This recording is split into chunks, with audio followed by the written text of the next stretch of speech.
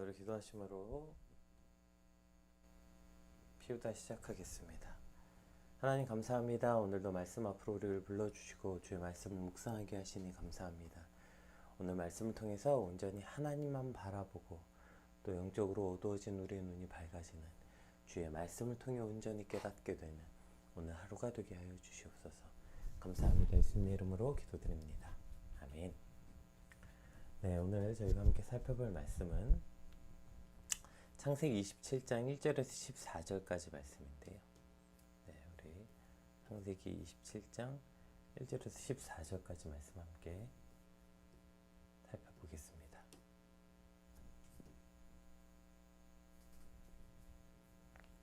이삭이 나이가 많아 눈이 어두워 잘 보지 못하더니 맏아들 에스를 불러 이르되 내 아들아 하매 그가 이르되 내가 여기 있나이다 하니 이삭이 이르되 내가 이제 늙어 어느 날 죽을지는 알지 못하니 그런즉 내 기구 곧 화살통과 활을 가지고 들에 가서 나를 위하여 사냥하여 내가 즐기는 별미를 만들어 내게로 가져와서 먹게 하여 내가 죽기 전에 내 마음껏 내게 축복하게 하라.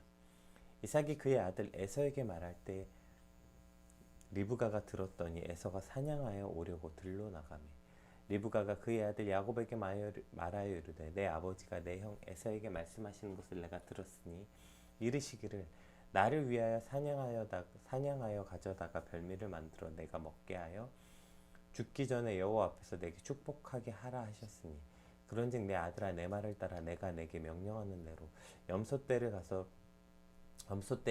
거기서 좋은 염소 새끼 2마리를 내게로 가져오면 내가 그것으로 내 아버지를 위하여 그가 즐기시는 별미를 만들리니 내가 그것을 내 아버지께 가져다 드려 그가 죽기 전에 내게 축복하기 위하여 잡수시게 하라.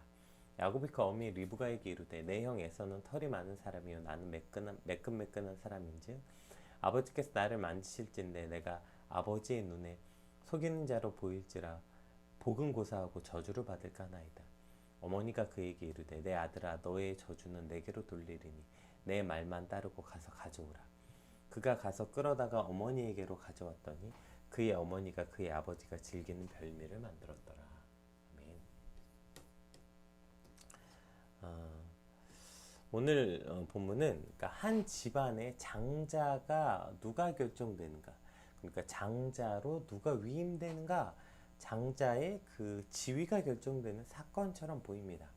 그러나 오늘 본문은 그냥 그 정도의 문제가 아니라 그저 일개 가문의 장자 혹은 한 혈족의 족장이 누가 되는지 결정되는 일과는 비교할 수도 없는, 즉 하나님의 언약을 이을 자, 하나님의 나라의 유업을 이을 자, 그 지위가 결정되는 훨씬 더 중요한 어떠한 사건이 기록되는 것이 이제 오늘 본문 내용입니다. 그런데 참 안타깝게도 이렇게도 어마어마하고 중요한 일, 그러니까 아브라함으로부터 시작된 그 언약이 그 아들 이삭에게 그 유업이 이어지고, 그리고 이제 그 놀라운 언약이 그 아들에게 전달되는, 앞으로 하나님의 백성이 어떻게 그 가계가 이제 이루어지는지, 이렇게 어마어마하고 위대한 사건이 마치 어떠한 희극을 보는 것 같은, 가족끼리 서로 속이고 뭐 그것 때문에 나중에 뒤로 가면 서로 죽이려고 하고 무슨 뭐 손에 염소 가죽으로 해서 형처럼 꾸미고 마치 어떤 웃기는 연극 한 편을 보는 것 같은 사건으로 전락해버린 거죠. 이 하나님의 놀라운 언약이 성취되고 그것이 유업으로 이어지는 이 위대한 사건이 마치 애들 장난처럼 기록되어 버린 것은 그 안에 타락한 인간들의 모습들이 기록되어 있는 것, 이것이 오늘 본문이라는 것입니다. 오늘 좀 본문의 내용이 좀 길어서 이 짧은 시간 안에 다 아마 볼 수 없을 것 같고 그냥 그 전반, 특히 이제 이삭에 관해서 먼저 집중해서 우리가 조금 오늘 말씀을 함께 살펴보려고 해요. 우리 본문 1절을 한번 같이 살펴보겠습니다. 1절. 이삭이 나이가 많아 눈이 어두워 잘 보지 못하더니 맏아들 에서를 불러 이르되 내 아들아 하매 그가 이르되 내가 여기 있나이다 하니, 이렇게 시작하죠. 그러니까 이삭이 나이가 많았다 이렇게 시작돼요. 그러니까 오늘 본문이 시작되는 이 기록은 왜 우리가 그 26장에 기록되었던 이삭이 이제 뭐죠? 우물을 파고 그곳에서 이제 하나님의 이름을 불렀고, 그리고 에서가 이방 여인을 아내로 삼았다는 기록, 그리고 그 중간에 대한 기록이 없이 갑자기 오늘 보면은 이삭이 나이가 많아. 그러니까 그 중간 기록이 이만큼 건너뛴 게 있는 거죠. 그러니까 전장 26장과 오늘 본문 사이에는 시간적 공백이 있음을 암시하고 있어요. 실제로 야곱이 형 에서의 축복을 이제 오늘 본문에서 가로채고 외삼촌 라반의 집으로 이제 도망가는 사건이 야곱의 나이가 이제 77세에 이루어진 거고, 또 에서의 결혼이 그 야곱이 40세에 이루어졌음을 보니까 오늘 본문과 이 전장 마지막 부분은 거의 37년이라는 시간적 간격이 있음을 보게 돼요. 그러니까 이렇게 성경에서 37년이라는 이 기나긴 세월 동안에 있었던 일들에 관해서 완전히 침묵하고 있는 것은 이삭과 하나님과의 그 교제가 오랫동안 단절되어 있던 것을 보여주는 어떠한 암시적 사건인 거죠. 이것은 마치 그 아브라함이 그 하나님의 언약을 믿지 못하고 그 하갈을 취하여 그 이스마엘을 얻었잖아요. 그리고 이스마엘을 키우느라고 13년 동안 하나님과의 관계가 단절된 기록, 그것과 같은 모습인 것을 보게 돼요. 그러니까 지금 이삭이 그 우물을 파고 그곳에서 여호와 이름을 불렀더라 하고 37년의 공백이 있었던 것은 그가 그 기간 동안 하나님과 아주 오랜 시간 단절되어 있는 어떠한 모습들에 대한 암시라고 해석할 수 있습니다. 그리고 이러한 해석과 추정은 그냥 어떠한 한 가지 해석이 아니라 지금 이삭의 상태와 태도를 보면 훨씬 더 신빙성이 있다는 것을 알 수 있어요. 2절 한번 볼게요. 이삭이 이르되 내가 이제 늙어 어느 날 죽을지는 알지 못하니, 이렇게 표현하고 있거든요. 그러니까 오늘 본문 2절에서는 이 히브리 원문을 살펴볼 때 이것이 굉장히 자조적이고 감상적인 표현들이 표현되어 있는 그 문장이에요.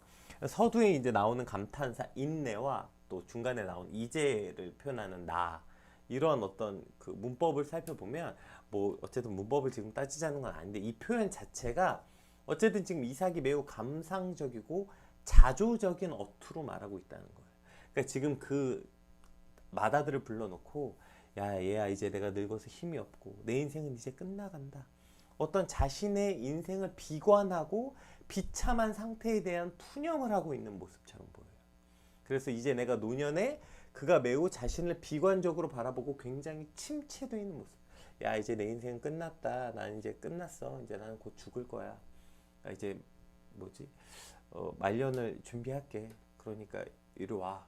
마치 어떤 굉장히 자조적으로 자신 아들을 불렀는데, 근데 문제는 뭐예요?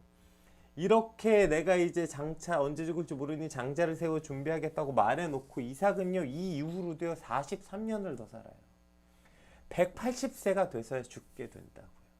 그러니까 지금 자신을 자조적으로 나는 이제 내 인생은 끝났다, 비관적이다라고 말하고 있는 것 자체가 사실은 조금 매우 우스운 모습이 된 거죠. 왜요? 그것을 지금 자기 스스로 결정하는 것입니다. 자기 인생이 끝나간다는 결정을 누가 한 거냐면 자기 스스로. 왜요?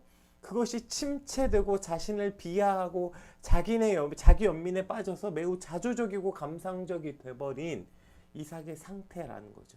그리고 이 모든 상태는 어디서부터 시작됐습니까? 바로 하나님과의 단절에서부터 시작됐다는 것이죠. 즉 우리가 하나님과의 단절이 일어날 때 가장 대표적으로 일어나는 증상이 바로 이러한 반응이죠. 소망이신 하나님과 멀어져 버렸기 때문에 당연히 소망이 없죠. 우리 하루가 매우 그래서 침체도 있고 우리 스스로 굉장히 소망이 없고 굉장히 비관적이 되어버리는 것은 하나님과의 관계가 끊어지고 하나님과의 관계가 멀어진 이들의 대표적인 상태입니다. 우리가 하나님과 멀어지면 우리 스스로를 바라보게 되죠. 그러면 우리 스스로를 묵상하게 되면 우리에게는 소망이 없어요. 아무리 왜 태생적으로 낙천적인 사람들 있잖아요. 아무리 낙천적인 사람들도 낙천적으로 노력하는 것 뿐이지 어쩌면 그 스스로 소망이 없는 걸 알아서 자기 정신 승리하느라고 더 낙천적일 수밖에 없지. 인간은 자기 스스로를 묵상하면 묵상할수록 비관적일 수밖에 없어요. 그래서 전에도 한번 설명해 드렸듯이 대부분의 어떤 철학가나 또 깊이 어떤 인생이나 자기 스스로를 바라볼 수 있는 어떤 그 통찰력이 뛰어난 어떤 음악가나 아티스트들은 다 대부분 젊은 나이에 생을 마감하게 되죠. 왜요? 소망이 없거든요. 그러니까 쾌락에 그저 빠지거나 혹은 마약이나 이런 데 금방 빠지게 되거나 그렇게 자기 생을 스스로 일찍 마감하게 되는 것은 나 스스로를 아무리 묵상해 보아도 우리는 우리 안에는 그 어떠한 소망도 찾을 수 없는 존재, 그것이 바로 인간이기 때문이죠. 며칠 전에 말씀드렸던 것처럼 제가 C.S. 루이스 이야기하면서 이야기했죠. 인간은 하나님이라는 연료를 채워야만 달릴 수 있도록 만들어진 존재라고요. 그런데 우리 안에 하나님이라는 것 자체를 우리가 없애뜨린다면 우리는 연료가 없어요. 그러니까 당연히 처지고 침체되고 기운이 없고 비관적일 수밖에 없게 되는 것입니다. 오늘 이삭이 그 노년에 이르러서 하나님과의 관계가 단절되자 그는 점점 침체되고 그가 그런 어떤 비관적인 인생을 그 말년을 지금 맞고 있는 것을 보게 되는 것입니다. 이것이 하나님과의 멀어진 이들의 특징일 수밖에 없는 것이죠. 오늘 저와 여러분의 하루는 어떠십니까?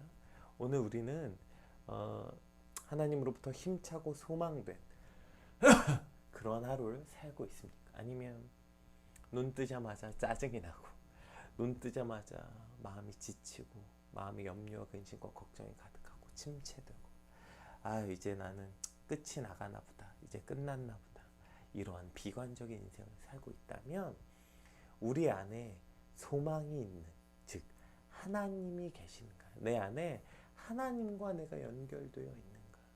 우리의 모든 소망은 오직 하나님으로부터 시작되기 때문에 하나님과의 관계가 멀어지고 끊어진 우리 안에는 이 비참함과 비관과 자조적인 상태, 즉 우리 스스로 자기 연민에 빠질 수밖에 없고 그렇게 삶의 의욕이 사라지고 이러한 상태가 될 수밖에 없다는 것이죠. 빨리 우리가 내 지금 상태가 내가 지금 매우 자조적이고 이러한 상태로 나를 바라보고 있다면 속히 하나님께로 나아가 오로지 소망 되신 나의 연료는 오직 하나님이라니까요. 하나님으로부터만 연료를 태워서 우리는 에너지를 얻도록 창조되었기에 어서 우리 안에 하나님을 초청하고 주님, 내가 하나님과의 관계가 온전히 다시 서게 하여 주시옵소서, 이렇게 돌아볼 수 있어야 하는 것입니다.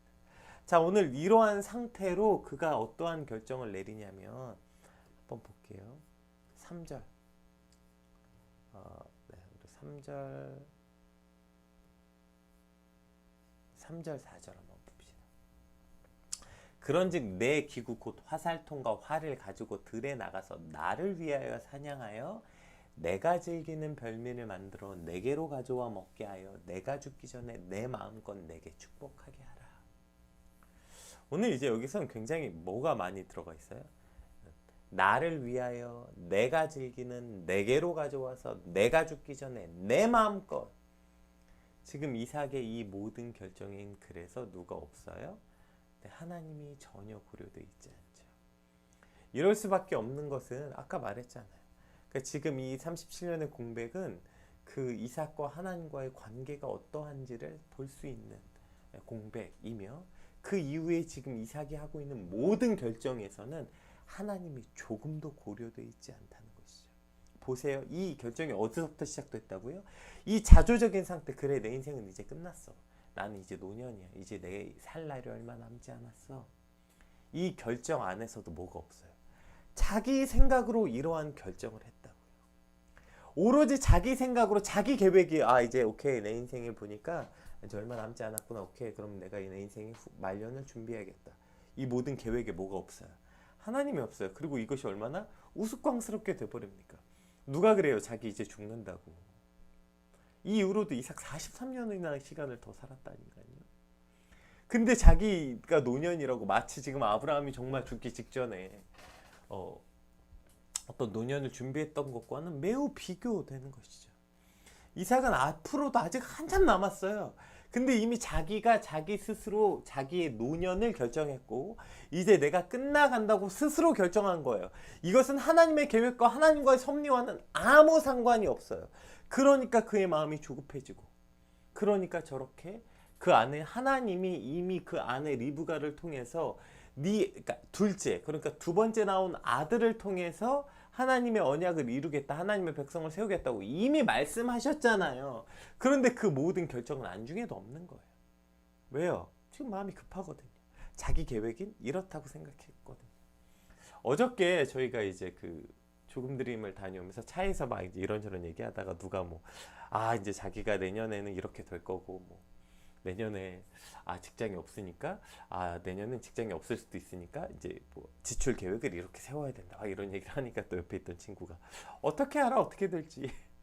네, 이런 얘기를 했어요. 근데 그 얘기 들으면서 제가 농담처럼 맞아, 어떻게 될지 어떻게 알아. 어저께 저희가 첫 번째 간 교회 그 목사님께서 아이 둘을 낳고 목사가 되기로 결정을 하셨대요. 근데 사모님 입장에서 얼마나 황당했겠어요, 그렇죠? 내 인생의 남편이 목사가 될 거. 나는 목사 아내로 살 거라고 아무리 전혀 생각도 안 했는데 아이를 둘이나 낳고 나서야 남편이 갑자기 목회를 한다고 하니 사모님 입장에서 얼마나 청천벽력이겠습니까? 어쨌든 그래서 아내가 고생을 많이 했다, 이런 얘기였어요.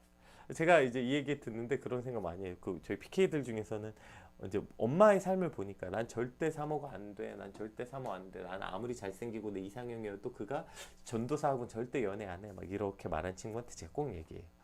야, 그게 무슨 말도 안 되는 소리냐. 네가 전도사랑 연애를 안 해도 그냥 하나님의 계획이 그러하다면 네 남편이 전도사가 아니고 심지어 지금 무슨 공무원이든 뭐든 의사든 중간에 신학해서 목사가 되면 어떡하려고 그런 얘기를 하냐, 이런 얘기를 했죠. 그러니까 결국에는 우리가 하나님과 상관없이 세우는 그 계획들이 얼마나 어리석냐고요. 보세요. 계획은 두 가지가 있겠죠. 굉장히 치밀하고 계획적인. 그래서 아까 제가 얘기했던 것처럼 가끔 그런 계획들 저도 세우게 돼요. 오케이, 내가 지금 올해는 이런 일들을 하고 있으니까 그래, 지금 수입이 어느 정도 되고 이러니까 올해는 이런 일들을 해놔야겠다. 내년 되면 내가 직장이 없을 수도 있고 그렇게 되니까 그때는 어려운 일들을 지금 좀 미리 준비해야지. 굉장히 치밀하게 계획을 세웁니다. 또는 그 계획이 매우 허무맹랑할 때도 있어요. 그냥 없어요. 밑도 끝도 없이 오케이, 나 이렇게 해야지. 오케이, 저걸 사야지. 그런데 그 계획이 치밀하든 허무맹랑하든 그 계획 안에 하나님이 고려되어 있지 않은 모든 계획은 그냥 다 어리석은 결정이에요. 치밀하게 세운 계획. 야, 너는 왜 이렇게 인생이 넌 이렇게 허무맹랑하냐? 야, 너 인생이 왜 그렇게 무슨 네가 마음 먹으면 그냥 되냐? 좀 계획을 치밀하게 세워. 이렇게 말하든지. 너는 무슨 그렇게 맨날 생각만 하고 계획만 세우다가 시간 다 보내서 네 인생이 아무것도 안 되는 거야. 서로 그렇게 말하든 그 계획이 치밀하든 허무맹랑하든 상관없어요. 그 안에 하나님이 고려되어 있지 않은 모든 계획은 그냥 아무 의미 없는 거예요. 그건 다 세속적이고 다 어리석은 결정이라고요. 그것이 치밀한 계획이든 치밀하지 않은 계획이든 간에 그것보다는 어떠한 계획을 세웠냐 세우지 않냐 보다 하나님의 섭리와 하나님을 향한 믿음, 그것이 하나님 앞에서 한 결정이어야 한다는 것이죠. 그것이 믿음의 결정인 것이냐 그렇지 않느냐가 중요하지, 무슨 그것이 얼마나 치밀하냐 치밀하지 않냐가 중요하지 않다고. 이삭이 얼마나 지금 본인 스스로 생각했을 때는 굉장히 치밀하게 계획한 거 아니에요. 오케이, 이렇게 되니까 에서를 향해서 내가 이렇게 해서 내가 축복할 테니 너 잡아와. 근데 그 계획 자체에 하나님이 고려되어 있지 않으니 이 얼마나 이상한 계획이 됐습니까? 이제 장자의 축복을 했는데 43년 동안 안 죽는다니까요, 이삭이. 근데 자기가 그 모든 계획 안에 하나님이 고려되어 있지 않았기 때문에 자신의 계획으로는 금방 죽을 줄 알았어요. 죽지 않는 거예요. 왜요?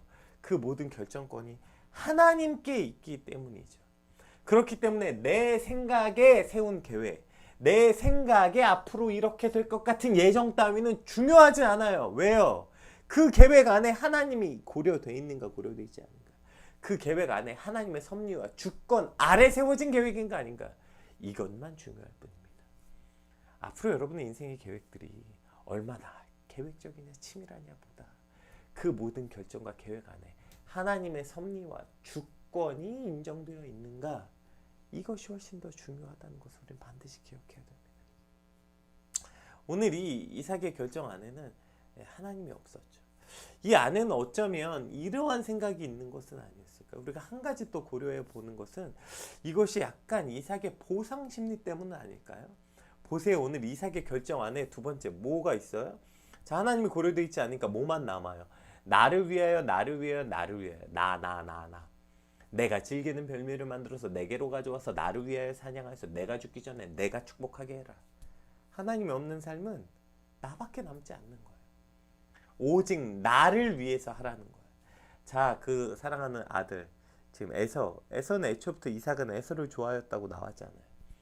그러니까 내가 좋아하는 에서를 불러서 나를 위해서 내가 할 수 있도록 해라.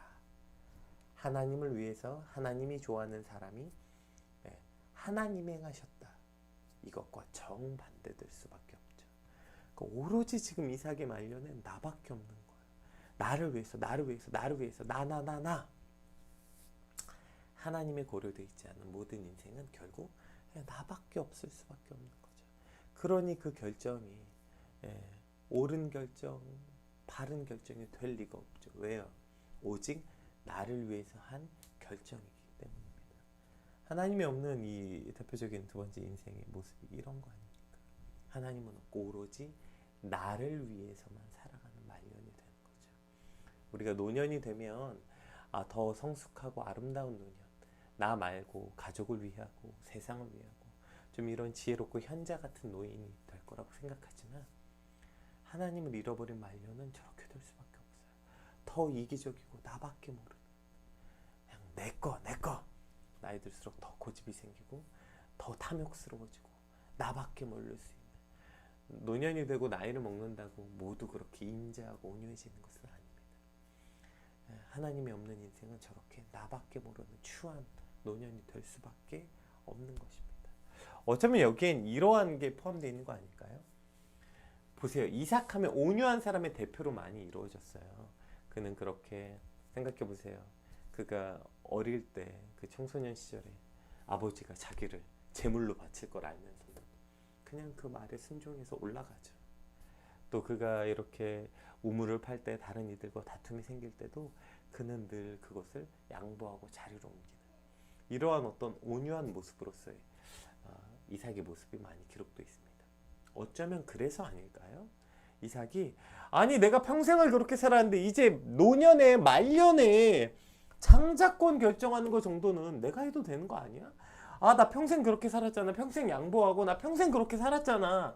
말년에는 좀 한번 장자 결정하는 거 정도는 아비로서 내가 할 수 있는 거 아니야? 어쩌면 이러한 이삭의 보상 심리는 아니었을까요?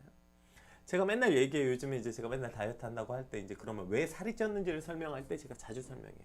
아이를 낳고 이제 아이 키우다 보니까 이제 종일 이제 애기 먹을 거 만들어요. 그리고 이제 하다 보면 못 먹어요, 잘. 애기 만들고 뭐 이유식 만들고 애기 먹이고 이러면 그 앞에 입맛도 없고. 그리고 사실 이제 애기 먹이면서 절대 같이 못 먹습니다. 애기가 어릴 때. 그러다 보니까 어떠한 보상 심리가 있냐면 일단 나 오늘 종일 애 키우느라고 난 먹지도 못하고 이런 어떤 자기 연민. 플러스 보상 심리. 오케이, 너 잠들면 오케이, 난 고생했고 나 오늘 애를 위해서 난 너무 헌신했으니까 먹어도 돼. 그러니까 자면 막 밤 9시, 10시에 막 그때부터 막 치킨 시켜 먹고 떡볶이 만들고 막 그때 앞에 못 먹은 걸 다 때려 먹는 거예요. 근데 실제로 아침 점심이 진짜 쫄쫄 굶어요. 그래서 애기 먹는 거 조금 주워 먹고 이러다 보니까 밤이 되니까 너무 배가 고프죠. 식욕은 폭발했죠. 그 다음에 이제 보상심리다. 먹어도 돼. 그러니까 막 밤만 되면 막 파티가 벌어지는 거예요. 그러니까 애 키우는 2년 동안 한 20kg가 찐 거예요, 제가. 그래서 어쨌든 그래 살이 쪘다 이걸 설명한 적이 있죠. 어쩌면 여러분 우리가 이런 거 아닐까요? 내가 살찐 이유가 보상 심리 때문이라니까요. 그러니까 어쩌면 하나님 앞에서도 우리의 이러한 보상 심리, 하나님 내가 주를 위해서 이렇게 헌신했잖아요. 내가 주를 위해서 열심히 살았잖아요. 그러니까 이건 좀 하게 해주세요. 나 주를 위해서 내가 청년 때 진짜 열심히 살았잖아요. 그러니까 이건 좀 내 마음대로 좀 할게요. 이러한 보상 심리가 우리를 영적으로 살찌고 비대하게 만들어서 괴물이 되게 만드는 거 아닙니까? 사실 이러한 노년을 맞는 얼마나 많은 목사님들 보게 돼요. 하나님 내가 평생 목회했잖아요. 그러니까 이 정도는 내 아들에게 물려줘도 되는 거 아니에요? 내가 평생 내 청춘과 내 인생을 바쳐서 목회하고 교회를 이루었는데 이 정도는 내 아들에게 물려줘도 되는 거죠. 아내가 퇴직금으로 이 정도는 받아도 되지. 아내가 평생 교회를 위해 헌신했는데 아내가 퇴직금으로 이만큼 가져가도 되지. 이러한 보상 심리가 영적으로 살찌고 비대하게 만들어서 그 말년이 얼마나 추하고 비참하게 해요. 그가 평생 주를 위해 이루었던 그 모든 것들을 그렇게 날려버리는, 그래서 그 말년이 노년이 비참해지는 많은 목회자들을 보게 되는 거 아닙니까? 오늘 우리의 모습은 어때요? 여러분, 우리의 인생이 그렇게 되지 않기를 간절히 소망합니다. 보상은 오직 예수 그리스도만이 우리의 보상이 되길 주님의 이름으로 축복합니다. 이것은 우리 가슴에 깊이 새겨야 되는 거예요. 내가 주를 위해서 헌신했으니 이 정도는 즐기겠다, 이 정도는 누리겠다. 이게 어떻게 보상이 됩니까? 주를 위해 헌신했으니 나의 보상은 오직 예수 그리스도가 되길 소망합니다. 이것이 우리의 보상, 우리의 유업, 이것이 우리의 가장 큰 상급임을 우리가 절대로 잊지 말아야 하는 것입니다. 그 어떠한 것도 보상으로 받길 원하지 않고 오직 예수 그리스도만이 나의 상급입니다. 그렇게 가슴 깊게 새기는 이 아침이 되길 소망하고, 내가 주를 위해 그렇게 열심히 살았으니 이 정도는 해도 돼 라는 보상 심리에 빠져 비참한 타락의 길로 들어서지 않게 되는 저와 여러분의 삶이 되시길 주님으로 축복합니다. 네, 우리 뒤에는 시간 관계상 리브가 이야기는 살펴보지 않겠지만, 어쨌든 리브가는 그가 물론 하나님으로부터 직접 들은 음성이니까 야곱을 통해서 하나님의 그 일을 이루겠다는 그 하나님의 종의 예언을 들었으니까 리브가의 마음엔 그것이 남아 있었겠죠. 그러나 그것을 이루는 방법 역시 리브가 역시 매우 세속적이고, 그랬다면, 그가 정말 하나님을 믿었다면 그 야곱이 아니라 이삭에게 가서 이삭에게 말했어야죠. 그리고 그 속이는 방법과 저런 곤모술수가 아니라 더 다른 방법을 사용할 수 있었음에도 불구하고 리브가 역시 마음엔 야곱을 더 사랑한 마음 때문에 가족 간에 저러한 비참한 일들이 일어난 거죠. 결국 제가 오늘 본문에 이렇게 눈이 어두워 잘 보지 못하더니, 이것은 나이가 많아서가 아니라 이삭은 하나님과의 관계가 멀어져 그가 눈이 어두웠고, 리브가 역시 그 아들, 사랑하는 아들을 장자로 축복을 만들겠다는 그 목적의 눈이 어두워 하나님을 보지 못하는 거죠. 결국에 눈이 어두운 이들이 어떠한 결정을 이루었고, 그것이 이 위대한 일들을 참 얼마나 희극으로 만들었고, 한 가족이 서로 사랑이 아니라 한 가족이 얼마나 그냥 파탄이 나는지 보세요. 이제 다 뿔뿔이 흩어지고, 그렇게 야곱이 떠나고 에서는 동생을 죽이겠다고 말하는 그 상태로 이 이삭과 리브가는 40몇 년을 살아야 된다. 다 깨어진 가족의 모습이 이로부터 눈이 어두워서 이루어진 사건이라는 사실을 우리는 반드시 기억해야 됩니다. 오늘 받은 말씀 놓고, 하나님, 우리가 하나님과의 관계가 단절되어 영적으로 눈이 멀어 이러한 어리석은 삶을 살게 되지 않게 하여 주시옵소서. 하나님과 멀어짐으로 스스로 비참하고 스스로 침체되지 아니하게 하시고, 또 그로 인해서 하나님과 멀어져서 나로부터 시작된 모든 결정, 나를 위해 나 이렇게 어리석게, 혹은 또 그것이 인간적인 방법과 염려와 계획을 세우고, 또 오직 나를 위해 하나님은 없고 자신의 만족을 위해서 살아가는, 그렇게 눈이 어두워 하나님이 없는 삶이 되지 않게 하여 주시옵시고, 그것이 또 보상심리든 무엇이든 우리의 어두운 눈이 오늘 말씀을 통해서 밝게 빛나고 어두워지지 않게 살게 해달라고, 우리 같이 받은 말씀 놓고 함께 기도하겠습니다. 기도합시다.